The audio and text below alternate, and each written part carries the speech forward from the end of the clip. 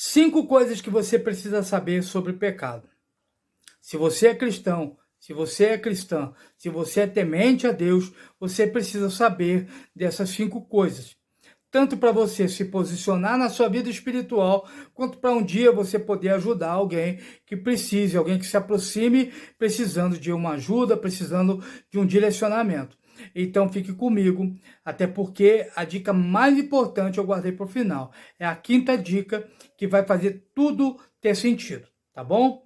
Primeira dica: não existe pecado maior que o outro. Sim, todo pecado é pecado. Para com esse pecado de estimação. Para com essa conversa de que se for assim, ninguém vai para o céu. Se for assim, ninguém vai ser salvo. Porque existem pecados que são comuns, que são corriqueiros, recorrentes, todo mundo faz e ninguém fica assustado por causa dele. Existem pecados que são escandalosos, que a sociedade fica chocada por causa dele. Existem pecados que são crimes, que além de te levar para o inferno, pode te levar para a cadeia. Existem pecados que não são crimes, mas que mesmo assim não deixam de ser pecados. Existem pecados que não são escandalosos, mas que mesmo assim não deixam de ser pecados. Uma coisa que você precisa saber é que a mesma graça que Jesus Cristo usa para resgatar um garoto que nunca roubou, que nunca matou, nunca prostituiu, é a mesma graça que Jesus Cristo usa para resgatar alguém que cometeu um pecado hediondo, escandaloso, absurdo, que deixou a sociedade chocada. A mesma graça que salva um, salva o outro. E eu estou falando isso porque essa geração da internet, ela se divide em nichos, né? Cada um tem um nicho específico e conversa com um grupo de pessoas. E aí, cada grupo de pessoas tem um pecado ali que fica em evidência, as pessoas ficam chocadas por aquele pecado. Existem várias situações desse tipo. E aí, as pessoas só falam daquele pecado. Só que quando isso acontece, quando eu escolho um pecado para ficar falando contra ele, eu não estou denunciando o pecado, eu não estou pregando contra o pecado, eu estou pregando contra pessoas. Porque se a minha luta é contra o pecado, eu vou ser honesto, entendeu? E eu vou ser coerente e eu vou pregar contra a prática do pecado, seja ela absurda ou não, seja ela comum no meio onde eu vivo ou não. Isso é uma coisa que você precisa ter na sua cabeça, porque qualquer coisa fora disso é hipocrisia e religiosidade. Se o seu objetivo é levar pessoas à santidade, fazer com que pessoas fiquem despertas e alertas contra o pecado, você não pode escolher um pecado como sendo o seu alvo e ficar falando apenas dele, tá bom? Por quê? Vou citar o exemplo para você de um rapaz que comentou aqui no vídeo anterior. Não, nós temos que denunciar o pecado. A gente estava falando de uma determinada prática e de uma determinada liderança. E a minha resposta é simples. Sim, se é para pregar contra o pecado, vamos pregar contra o pecado. Mas não vamos livrar a cara dos pastores que estão envolvidos em escândalos sexuais, escândalos de corrupção, escândalos de lavagem de dinheiro, contendas, dissensões, brigas, né, e bate-boca, coisa terrível acontecendo, só que ninguém comenta. Por quê? Porque é o pecado tido como normal já. Você vai encontrar em muitas situações igrejas onde tem lá o rapazinho que ele tem lá um relacionamento com a menina lá na igreja, e um relacionamento íntimo, tá todo mundo sabendo já que o rapaz dorme com a menina, e ninguém fala nada. Por quê? Porque já está no senso comum como sendo um pecado normal. É melhor cometer esse pecado do que cometer o outro pecado lá. Meu irmão, esse argumento não vai colar no mundo espiritual. Você não pode chegar diante do tribunal de Deus com esse argumento. Pecado é pecado, tá? Pecado traz consequências espirituais para a sua vida, mesmo sendo um pecado comum, mesmo sendo um pecado absurdo. A consequência espiritual, ela continua acontecendo. Segunda dica, não é o fato de você pecar ou não pecar que vai trazer a salvação para a sua vida. Parece absurdo, mas é a verdade. O problema é que muita gente usa esse fato para justificar a prática do pecado. Não, eu não vou ser salvo porque eu deixei de pecar, ou por alguma coisa que eu fiz, eu deixei de fazer, eu sou salvo pela graça. Só que, se você é salvo por Jesus Cristo, se você já viveu a experiência da salvação, a experiência do arrependimento, do novo nascimento, você não vive em pecado. Você está comprometido com o reino de Deus agora. Você é nova criatura. Então a prática do pecado já não faz mais parte da sua vida. O apóstolo João ele vai falar do pecado em dois tempos verbais. Primeiro, ele vai falar no futuro, como sendo uma hipótese, uma possibilidade. Ele diz assim: filhinhos, não pequeis, mas se pecardes, tendes um advogado diante do Pai, Jesus Cristo, o justo. O que isso quer dizer? Que é para você não pecar. Mas se por acaso, se acontecer de você pecar, como acontece muitas vezes, todo mundo está sujeito a esse tipo de coisa, você tem um advogado diante de Deus, que é Jesus Cristo. Você não tem por que viver em pecado, viver debaixo da culpa, porque você tem um advogado. Alguém que está ali intercedendo por você diante de Deus. Porém, ele continua o seu ensinamento e no mesmo capítulo ele vai dizer, agora não mais no tempo futuro, mas no tempo presente, ele vai dizer o seguinte: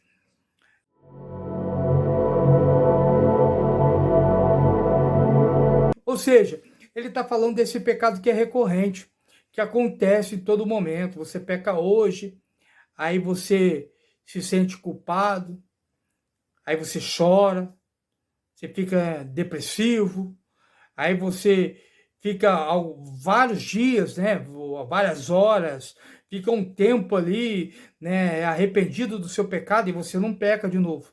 Mas de repente você tem uma recaída e está lá você pecando outra vez. E aí o intervalo entre uma pecada e outra vai ficando menor cada dia que passa. E o pecado vai se tornando cada vez mais constante. Isso não quer dizer que você perdeu sua salvação. Isso quer dizer que se você não se arrepender agora, consequências terríveis podem vir para a sua vida. Então você precisa ouvir a voz do Senhor. Se você chegou nesse vídeo aqui, entenda que Deus está falando com você. Arrependa-se do seu pecado. Tá? Você é filho de Deus, não aceita essa condição para a sua vida. Você é filho de Deus. Jesus morreu na cruz por você. Então se arrependa do seu pecado e se converta. A terceira dica que você precisa entender é que o pecado ele só é perdoado a partir do arrependimento. Não é o seu ministério, não são os resultados que você tem que dizem que você foi perdoado por Deus ou não. Essa coisa do resultado vai levar muita gente para o inferno. Por quê? O cara pecou. É um pregador da palavra. E aí ele comete um pecado, toma um banho, bota uma roupa, passa um negócio no cabelo, sobe no púlpito, prega que é uma beleza, todo mundo chora, todo mundo é impactado pela pregação dele, e ele entende isso como sendo um sinal da aprovação de Deus. E ele continua a vida dele. Ele não se arrepende, ele não se converte, ele não abandona o pecado, porque os resultados estão acontecendo. E aí ele acha que os resultados são um sinal da aprovação de Deus. E aí ele está indo para o inferno e levando um monte de gente com ele. Entenda que só existe perdão a partir do arrependimento. Um arrependimento genuíno e verdadeiro, aquele que traz mudanças para a nossa vida. Então você precisa se arrepender do seu pecado. A quarta dica é muito importante. Existe um pecado que ele é muito perigoso, que ele é nocivo, ele é venenoso, ele traz o caos, ele traz maldição. Sabe que pecado é esse? O seu pecado. Sim, independente se é um pecado chocante, impactante, escandaloso. ou se é um pecado normal, imperceptível. Esse pecado está trazendo consequências para a sua vida. Talvez você não saiba, mas a sua vida está travada. Muitas coisas que eram para estar acontecendo não estão acontecendo por causa desse pecado que você está aí suportando, aprendeu a conviver com ele. Sabe aquela goteira que acontece na casa da gente? E ela tá ali, ela é chata, a gente põe um balde debaixo dela e ela continua ali, entra mês, sai mês, e a gente nunca muda. É só subir no telhado e mudar uma telha de posição. Mas como aquele balde já trouxe um alívio, a gente suporta aquela goteira a vida inteira e não traz mudança. Esse é o pecado que eu estou falando. Você sabe que é pecado, você se sente culpado. Toda vez que você vai tomar a Santa Ceia lá na sua igreja, esse pecado vem à sua mente. E aí você chora, se arrepende, mas nunca muda. Esse pecado está trazendo consequências para a sua vida. Eu não estou falando de salvação, eu não estou falando de inferno. Eu estou falando de consequências que você está vivendo aqui, agora. Coisas que eram para estar fluindo igual o rio, estão travadas na sua vida por causa do mundo espiritual, que está travado por causa de um pecado que você acha normal. E aí você fica impactado com o pecado dos outros, chocado com o pecado dos outros, preocupado com o pecado, com a santidade das outras pessoas. Presta atenção no teu olho. É o que Jesus Cristo fala. Tira a primeira trave do teu olho, depois você vai se preocupar com o cisco no olho do teu irmão. O teu pecado é o que está trazendo consequência para a sua vida e para a vida da sua família. E por último, a quinta dica que eu disse. Não importa o seu pecado. Não importa há quanto tempo esse pecado está te acompanhando. Não importa se as pessoas ficam chocadas, escandalizadas com o seu pecado.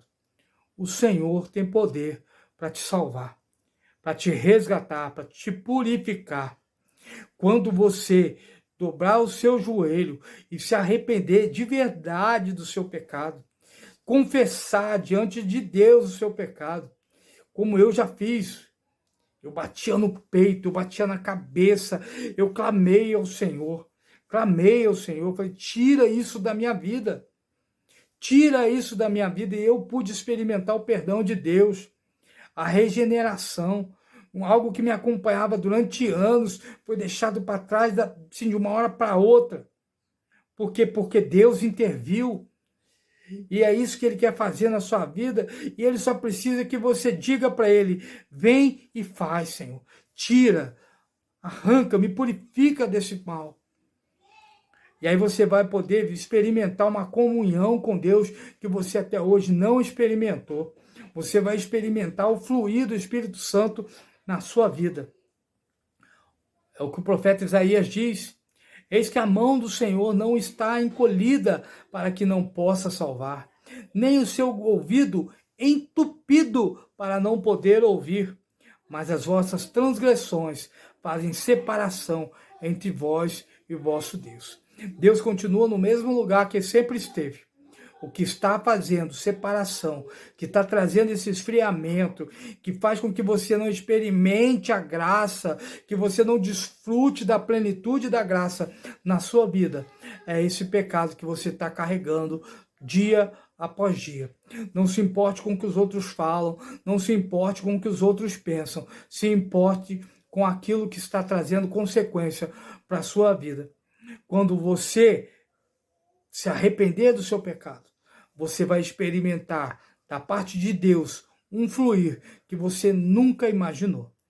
Você vai acessar coisas no mundo espiritual que você nunca acessou, que você acha que não seriam possíveis de acontecer na sua vida.